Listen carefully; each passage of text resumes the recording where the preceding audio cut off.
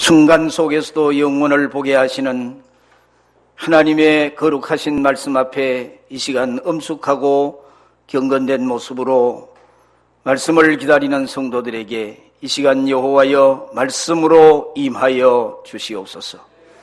종의 입술을 사용하시되 하나님의 능한 기계로 사용해 주시고 종의 입술에 말씀이 선포되는 순간 성도들의 가슴에 생기의 바람이 회오리 치게 하여 주옵소서. 죽은 영혼이 살아나게 하시고 약한 영혼이 건강하게 하시고 세상에 깊이 빠진 영혼은 주께로만 향하는 새 출발이 전개되게 하여 주시옵소서. 오늘 이 말씀으로 매번 맞는 주일이 새로워지게 하시고 주일 예배를 통해 누리게 되는 은혜가 새로워지기를 원합니다. 주님 친히 말씀해 주시옵소서. 예수님의 이름으로 기도하옵나이다. 아멘. 할렐루야. 만사형통하시기를 주의 이름으로 축원합니다. 할렐루야. 오늘 축복의 통로라고 하는 설교 제목으로 여러분과 함께 은혜의 시간을 갖기를 원합니다. 이 통로라고 하는 것은 길과 밀접한 관계가 있습니다. 길이라고 하면은 차가 다니는 차도도 있고 비행기가 다니는 항로도 있고 배가 다니는 해로가 있습니다. 그런데 그 길도 역시 통로라고 생각합니다. 만약에 고속도로가 통로가 막히면 얼마나 많은 차량 운행이 어려움을 겪겠습니까? 또 어떤 면에는 삶의 방향이기도 합니다. 우리가 살아가는 삶의 방향이 하나의 통로이기도 합니다. 개인적으로 보면 사업의 길이 통로이기도 하고 자녀에 가는 길이 통로이기도 하고 직장의 길이 통로이기도 합니다. 이 모든 통로는 막히지 않아야 합니다. 막히면 문제가 생깁니다.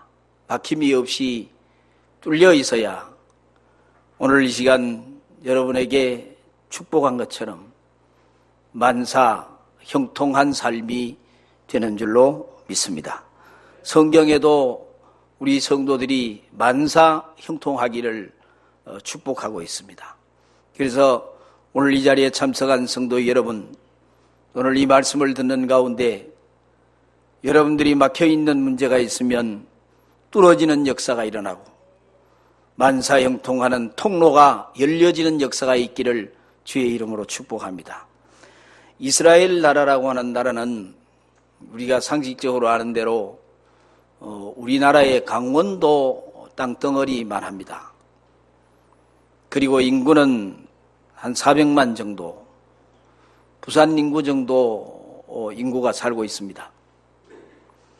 그런데 이 이스라엘이라는 땅은 하나님이 선택한 지구촌의 유일한 선민 하나님의 백성이고 또 예수 그리스도를 그곳으로 보내셔서 33년을 사생활 30년과 공생의 3년을 살게 하시고 십자가에 피 흘려 우리 위에 죽게 하시고 거기에서 승천하셔서 다시 오마 약속하신 곳이 바로 이스라엘입니다. 예수님의 걸어가신 흔적이 있고 예수님이 사역했던 사역의 현장이 있기 때문에 지금도 전 세계 기독교도들이 성지순례를 이스라엘에 많이 가게 됩니다. 예수님 가신 길을 따라서 성지순례를 하고 있습니다. 그런데 이 나라에 두 개의 큰 호수가 있는데 하나는 갈릴리 호수고 하나는 사해 호수입니다. 너무 크기 때문에 갈릴리 바다라고 일컫기도 하고 사해 바다라고 일컫기도 합니다. 그런데 북쪽에 갈릴리 바다가 있습니다. 헐몬산에서 내려오는 물줄기를 받아서 이 갈릴리 호수가 형성되어 있습니다. 그리고 남쪽 최남단에는 사해 바다가 있습니다. 갈릴리 바다는 사해보다 규모가 좀 작은 호수이지만은 살아있는 호수입니다.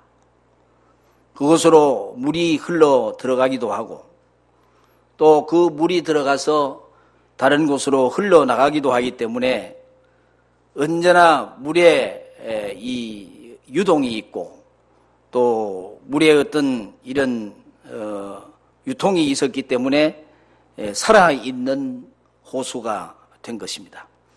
그리고 그 갈릴리 바다에는 물고기들이 많이 살기 때문에 그 바다를 삶의 터전으로 삼고 살아가는 사람들이 어부들이 많이 있습니다. 또 여러분이 성지순례를 가보면 갈릴리 바다에서 베드로 고기라고 하는 고기를 특별히 특식으로 먹는 그런 시간도 있을 것입니다. 이에 반하여 사해 바다는 그곳으로 들어오는 물은 엄청나게 남다르기 때문에 많은데 다른 곳으로 흘러보내는 물이 전혀 없습니다. 물이 흘러가는 이 통로가 막혔습니다.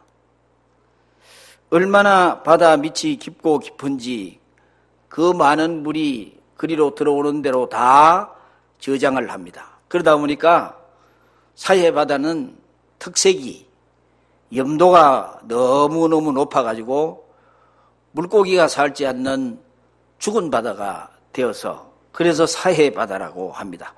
우리가 종종 생각하기를 무엇이든지 받기만 하면 좋은 줄 알아요. 또 많이 받으면 행복한 줄 알아요. 그리고 부자가 되는 줄 압니다. 여러분, 삶이 받기만 좋아하고 나눠줄 줄 모르는 사해 바다와 같은 사람도 있습니다. 아니면 나누어주며 더불어 살아가는 갈릴리 바다와 같은 사람들도 있습니다.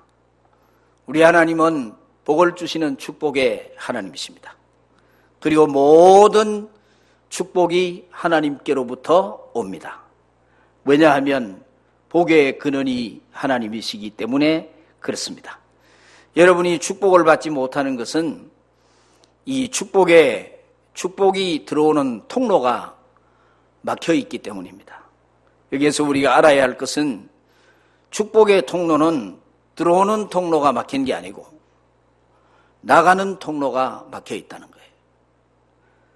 나가는 통로가 열려있지 않기 때문에 물이 얼마 안 가서 썩어진 물이 되고 악취가 나고 죽은 호수가 사해바다같이 죽은 바다가 됩니다. 축복의 통로를 막고 사는 사람도 꼭 이 사해바다와 같습니다. 이런 사람은 제대로 되는 일이 없습니다. 조금 전에 제가 설교를 시작하면서 만사형통하기를 축복했는데 이런 사람은 만사가 불통합니다. 축복의 통로가 막혀 있기 때문에 만사가 형통하지를 못합니다. 그러면 이 축복의 통로가 열려 있어야 되는데 막히는 이유가 뭐냐? 첫째는 나누어 줄 줄 모르기 때문입니다. 남에게 평생 얻어먹기만 하고 받기만 했지 전혀 베풀 줄 모르고 사는 인색한 사람에게는 삶의 기쁨도 삶의 만족도 없습니다. 혹 모으는 데 오는 기쁨이 있겠죠. 통장에 돈이 늘어난다든지 부동산이 늘어난다든지 모으는 데 오는 기쁨이 있을지 몰라도 진정한 인생의 만족은 없는 것입니다. 저는 여러분들도 아마 보았을 거예요. TV에 언젠가 농가주의로 평생을 보낸 한 할머니가 평생을 모은 수억의 돈을 지방대학 장학금으로 희사했다는 보도를 보았을 것입니다. 저는 그때 그 TV에 비춰진 할머니의 모습을 보았어요. 정말 그 얼굴이 밝고 천사의 얼굴과 같았습니다. 아마 근심 걱정 없이 사는 부잣집 노인 같은 그런 모습이었습니다. 비록 할머니는 평생을 살면서 남의 쓰레기통을 뒤지는 비천한 일을 하며 돈을 푼푼히 모았지만은 그가 이루고자 했던 장학의 꿈을 가지고 그 일을 했기 때문에 얼마나 이 할머니가 보람이 있었겠습니까? 아마 이 세상에 그 무엇으로도 얻을 수 없는 삶의 기쁨과 만족이 이 할머니에게 있었으리라고 생각합니다. 서울 갈보리 교회 목사님이 간증하는 얘기를 들어보았습니다. 자기 교회 장로님이 다 도시라고 해서 부자만 있는 게 아니고 장로님 중에는 가난한 분도 있다고. 자기 교회에 아주 가난한 장로님이 계신데 믿음이 얼마나 좋은지 새벽기도 한 번도 안 빠지고 교회를 위해 기도의 재단을 쌓는 그런 참 보화 같은 장로님인데 교회를 건축하려고 하니까 건축헌금을 작정을 해야 되잖아요. 장로님들이 모범을 보여야 되잖아요. 그런데 이 장로님은 헌금을 할 돈이 없는 거예요. 그래서 매일 새벽기도 올 때마다 리아카를 끌고 옵니다. 그러면 오면서 파지를 주는 거예요. 또 이런 박스 같은 거 그걸 이제 리아카에 담고 또 기도하고 내려가면서 또 담고 이래서 그 파지를 모아가지고 판 돈이 200만 원이었는데 그 200만 원을 건축헌금으로 하나님께 드렸다는 거예요. 그 파지를 200만 원을 모으려고 하면 시간이 얼마나 걸리겠습니까? 그런데 기도하는 마음으로 그 장로님이 그렇게 기쁜 마음으로 하나님께 예물을 드려서 목사님이 눈시울이 뜨거워질 정도로 감동을 했다고 하는 이야기를 들었습니다. 여러분 얼마나 보람이 있겠습니까? 내가 수고해서 하나님의 교회를 아름답게 하고 내가 수고해서 하나님의 나라를 아름답게 만들어 간다고 하는 것은 우리가 이 땅에 살면서 잘 먹고 잘 사는 것보다 더 기쁨이 있는 겁니다. 누가복음 19장 8절에 보면 어마어마한 그 당시에 부자였던 세리장 삭개오의 얘기가 나옵니다. 여러분 저는 이 삭개오의 얘기를 물론 삭개오가 아주 부자였는데 왜 부자였느냐 하면 세금을 포탈하고 그리고 국민들의 세금을 찬탈해가지고 자기 배를 채웠기 때문에 당대에 어마어마한 부자였다고 합니다. 그런데 여리고를 지나가던 그때 예수님과 삭개오가 만남이 이루어졌잖아요. 여러분 누구든지 예수님하고 만나면 그 만남 속에 기적이 일어납니다. 삭개오를 만나서 삭개오야 오늘 내가 네 집에 유하해야 하겠다. 이 말은 하룻밤을 너희 집에서 좀 쉬어가야 되겠다. 그런 얘기를 하니까 이 삭개오가 급히 데려와서 예수님을 자기 집에 모셨는데 제가 이 성경을 보면 예수님이 삭개오를 보고 너 왜 남이 이 백성의 세금을 포탈하고 그런 나쁜 짓을 했느냐 그 책망하지 않았습니다. 거기에 하루를 묵으면서도 예수님이 아마 인자한 모습으로 이 삭개오와 이야기를 하고 했는데 예수님을 만난 그 자리에 삭개오가 중요한 결단을 합니다. 예수님, 내 재산의 절반을 팔아서 가난한 자들에게 주겠습니다. 또 네 것을 토색한 것이 있으면 4배나 갚겠습니다. 예수님이 그러라고 한 게 아니에요. 예수님은 아무 얘기도 안 했는데 그렇게 선포하는 삭개오의 장면이 나옵니다. 아마 그 순간에 삭개오는 평생 처음으로 누려보는 엄청난 큰 기쁨을 누렸을 것이라고 생각합니다. 나누어 줄 줄 모르는 사람에게는 이런 삶의 기쁨이 없습니다. 그리고 이런 사람은 결코 오늘 많은 사람들이 이야기하는 행복이라고 하는 것은 평생을 가도 맛볼 수 없습니다. 왜냐하면 그 마음에 사랑이 없기 때문입니다. 대부분의 사람들은 사랑이 뭐냐 그러면 좋아하는 것이라고 얘기합니다. 그 말이 맞는 얘기예요. 좋아한다고 하는 것이 사랑한다는 말과 대치되는 같이 이제 쓰여지는 말이잖아요. 그러나 실제적으로 성경을 보면 사랑은 뭐냐 그러면 사랑은 끝없이 주는 거예요. 자기 것을 모두 다 주어도 아깝지 않고 어떠한 희생이 있어도 감수하는 사랑이 그게 진짜 사랑입니다. 힘들면 배신하고 힘들면 도망가고 힘들면 돌아서는 사람은 진정한 사랑이 아닙니다. 어려울 때 같이 얼굴을 마주하고 같이 울며 기도할 수 있는 사람, 이게 진정한 사랑이지 않습니까? 그러므로 나누어 줄 줄 모르는 인색한 사람에게 삶의 기쁨이 있겠습니까? 삶의 행복이 있겠습니까? 만족이 있겠습니까? 없습니다. 오늘 여러분과 함께 읽은 이 38절의 말씀 다 같이 한번 읽어보겠습니다. 시작. 다시 38절 시작.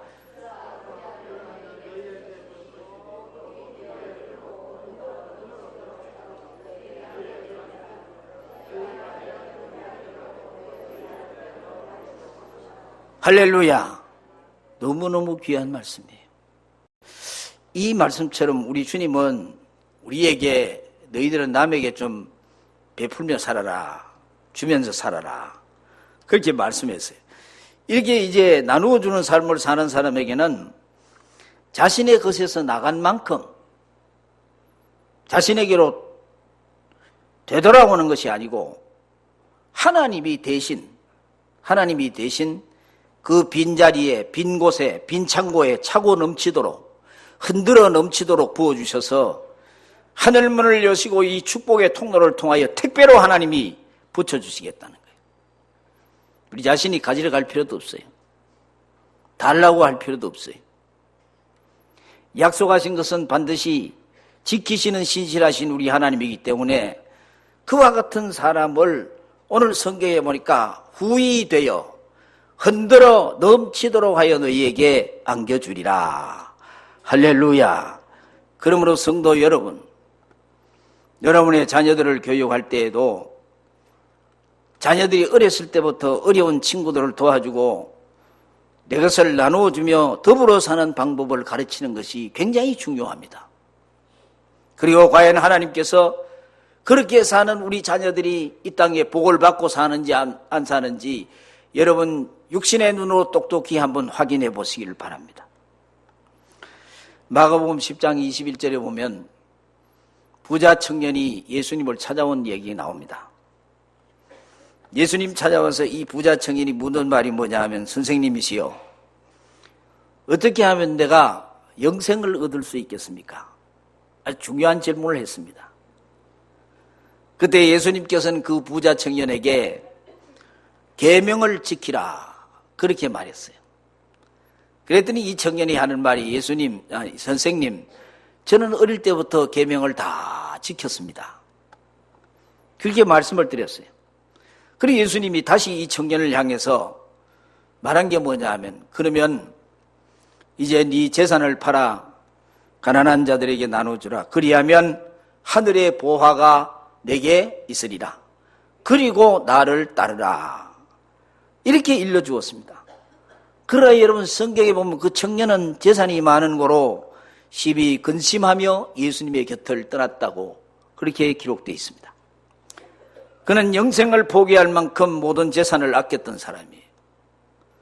비록 지옥에 가더라도 그 많은 재산을 이 땅에서 실컷 쓰고 가겠다는 어리석은 생각을 한 사람입니다. 그가 예수님의 물음에 내가 어릴 때부터 계명을 지켰다고 그렇게 대답한 것을 보면 사회적으로 도덕적으로 남에게 악한 일을 하지 아니하고 흠이 없이 성실하게 살아온 사람인 것이 틀림이 없습니다. 그러나 이 사람의 결점이 자기의 것을 이웃에게 나누어 줄 줄 몰랐다는 사실입니다. 성경에는 나누어 줄 줄 모르는 사람에게 저주가 많다고 그렇게 얘기했습니다. 잠언서 28장 27절의 말씀을 소개하면, 가난한 자를 구제하는 자는 궁핍하지 않으려니와 못 본 채 하는 자에게는 저주가 많으리라. 또 마태복음 24장 41절을 보면은 양과 염소의 비유가 나오지 않습니까? 왼편에 있는 염소에게 예수께서 말씀하시기를, 저주를 받을 자들아 나를 떠나가라. 마귀와 그 사자들을 예비된 영영한 지옥에 들어가라고 그렇게 청청병력 같은 말씀을 했습니다. 왜 그렇게 했느냐면, 너희는 내가 굶주렸을 때 먹을 것을 주지 않았고, 목마를 때 물 한 모금 주지 않았고, 벗었을 때 옷 입히지 아니하였고, 병들었을 때와 옥에 갇혔을 때 돌아보지 아니하였다고 책망하였습니다. 왼편에 있는 이 사람들이 이 말을 듣고, 우리가 언제 그런 일을 하지 않았습니까? 주님이 언제 그런 일을 당했습니까? 주님께 따져 물었습니다. 이에 주님이 아주 간결한 말을 했습니다. 네 형제 중에 지극히 작은 자 하나에게 하지 아니하는 것이 곧 내게 하지 아니하는 것이라고 그들을 책망했습니다. 우리가 남을 돕고 나누어주며 사는 것은 해도 되고 안 해도 되는 것이 아닙니다. 주님은 반드시 내 이웃을 향해 도움을 베풀면서 살아야 한다고 말씀을 했습니다. 우리 주님의 이 말씀에 순종하지 않는다면 우리는 주님께로부터 들어야 할 왼편에 있는 사람들의 책망을 들을 수밖에 없을 것입니다. 그런데 우리가 이 세상 모든 사람에게 주님이 말씀하신 그런 좋은 일을 다 하면서는 살 수는 없어요. 그렇다면 예수님이 말씀하시는 내 이웃이 누구냐? 내 이웃은 지금 여기서 나의 도움이 필요한 사람입니다. 나의 도움이 필요한 그 사람이 우리의 이웃입니다. 그런데 우리 주위에는 이웃을 돕기는커녕 남의 것을 떼먹는 사람도 있고 힘들게 하는 사람도 있고 그리고 공공에 처하도록 밀어넣는 사람도 있습니다. 야고보서 5장 1절 4절에 보니까 말세의 부한 자들을 향하여 책망한 말씀이 나옵니다. 부한 자들아 들으라. 너희에게 이 말 고통을 인하여 울고 통곡하라. 너희 재물은 썩었고 너희 옷은 좀 먹었으며 너희의 금과 은은 녹이 슬었으니 이 녹이 너희에게 증거가 되어 불같이 너희 살을 먹으리라. 너희가 말세의 재물을 쌓았도다. 보라 너희 밭에 추수한 품꾼에게 주지 아니하는 싹이 소리 지르며 추수한 자의 우는 소리가 만군의 주의 귀에 들렸느니라고 말씀을 했습니다. 신명기 24장 14절 15절 말씀해 보니까 공공하고 비난한 품꾼은 너희 형제든지 내 성문 안에 우고하는 객이든지 그를 학대하지 말며 그 품삯을 당일에 주고 해진 후에까지 끌지 말라. 이는 그가 빈궁함으로 마음의 품삯을 사모함이라.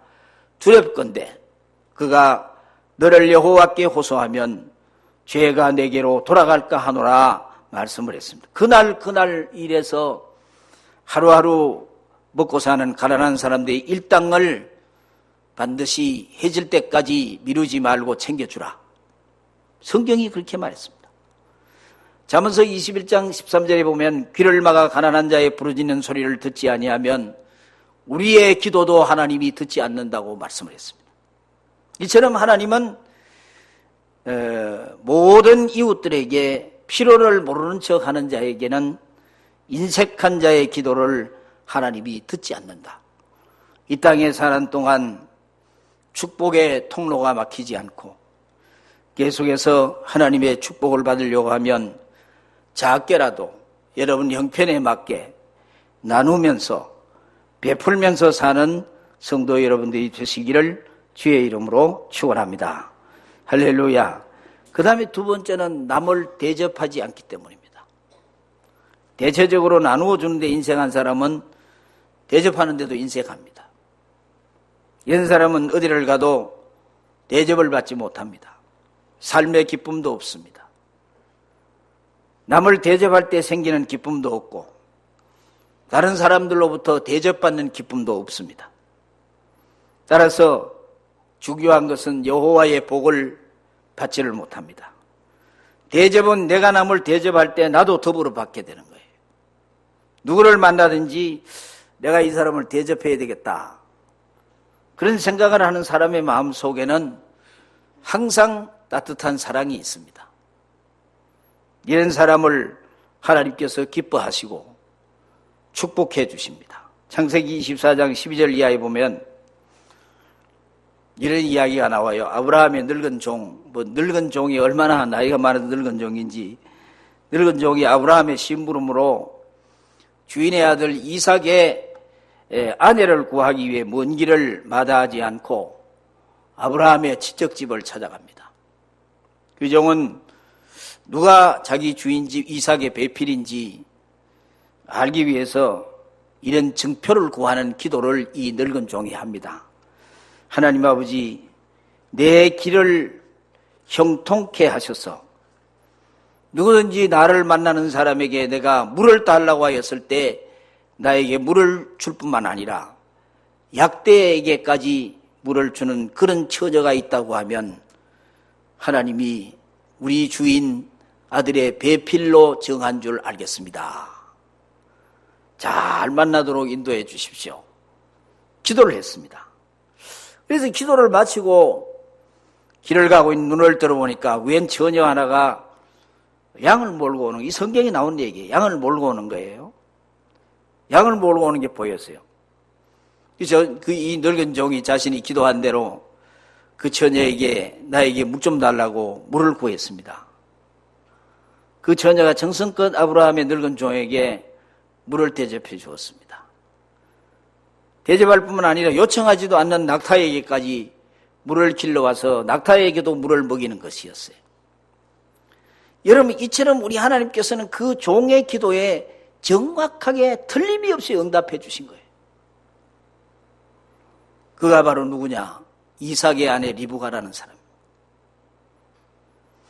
누구인지도 모르는 나그네였지만, 생면부지의 사람이었지만, 나그네를 잘 대접한 그녀가 믿음의 조상 아브라함의 며느리가 되는 복을 받지 않을 수가 없었습니다.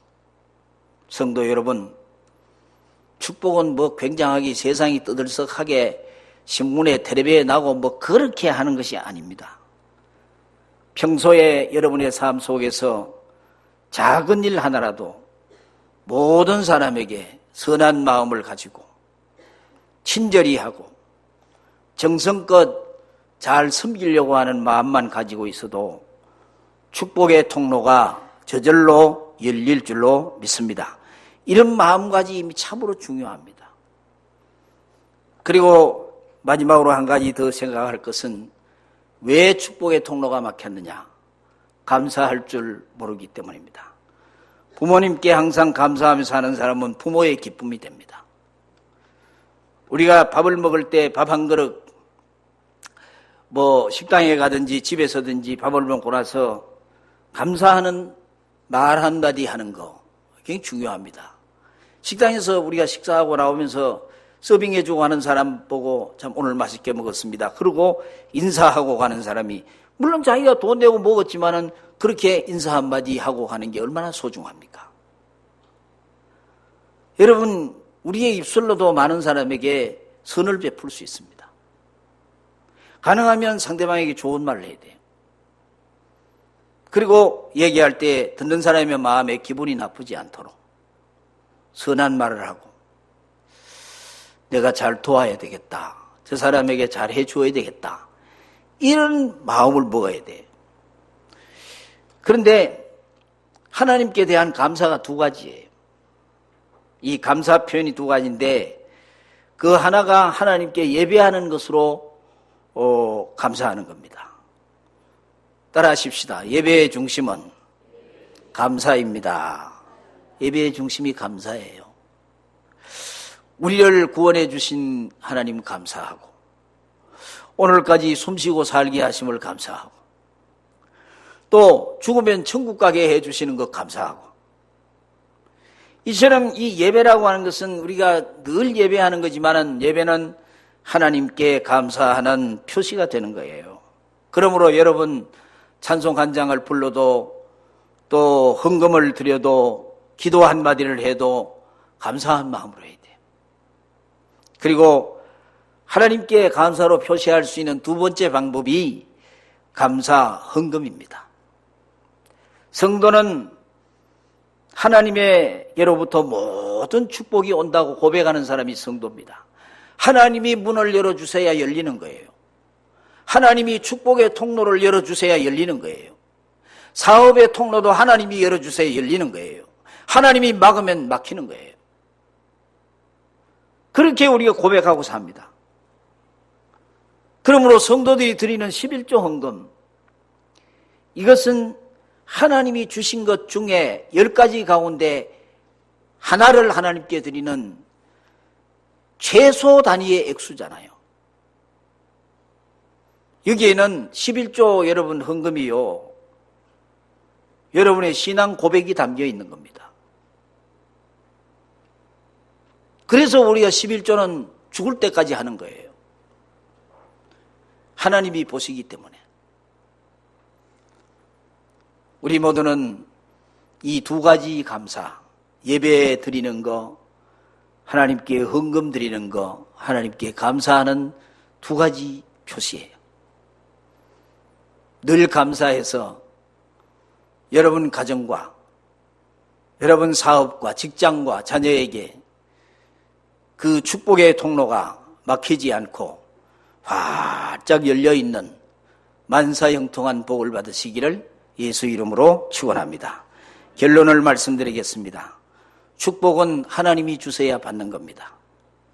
오늘 주신 말씀대로 사는 자에게 하나님이 주시는 축복의 통로가 막히지 않고 끊임없이 여호와의 복이 흘러넘치게 될 것이고, 여러분 당대뿐만 아니라 여러분 후대까지 이 축복의 통로가 막히지 않아서 여호와의 복이 끊임없이 흘러가는 그런 놀라운 복을 받으시기를 주의 이름으로 축원합니다. 은혜 받은 대로 실천하시기를 바랍니다. 내 의지, 내 결심대로 살기 힘들어도 우리가 성경을 보면 성령님이 나와 함께 하시면, 성령님이 우리를 도와주시면 우리의 믿음대로 될 줄로 믿습니다. 내 힘으로는 할 수 없습니다. 내 힘으로는 화가 나고 내 힘으로는 막 그냥 원수를 갚아야 되겠다는 생각이 나요. 내 힘으로는 저런 사람을 그냥 두면 안 되겠다는 생각이 나요. 그래서 오만 욕을 하고 오만 불평을 하고 그럽니다. 그건 절대로 안 됩니다. 우리는 입으로 축복의 통로를 막는 경우가 참 많습니다. 그래서 우리 성도님들, 제가 누가 그런 얘기를 해요. 교회는 다, 내가 전도하는 사람이 지금 계속 하는 사람이 있는데 그 사람이 그런 얘기예요. 목사님, 교회는 다 선한 사람만 모이는 곳이 아닙니까? 좋은 사람들만 모이는 게 교회 아닙니까? 그렇게 그 사람은 얘기를 해요. 그래서 제가 솔직한 얘기를 했습니다. 아닙니다. 교회에도 희한한 사람도 다 있습니다. 말 많은 사람도 있고 또 남을 속이는 사람도 있고 속된 말로 사기치는 사람도 있고 이야기를 했어요. 그러나 그분들이 다가 아니에요. 정말 진실하게 하나님 앞에서 믿음으로 사는 사람이 많습니다. 선생님도 예수 믿고 복 받으시라고 그렇게 계속 전도하는데 아직 마음의 문이 열리지 않습니다. 그러나 반드시 하나님이 열어주시면 열리고 하나님이 닫으면 열 사람이 없습니다. 여러분, 오늘 이 전능하신 하나님, 복을 주시는 하나님께 기쁨이 되시기를 바라고 하나님의 마음에 꼭 드는 믿음 생활 죽을 때까지 하시기를 예수 이름으로 축복합니다. 기도하겠습니다.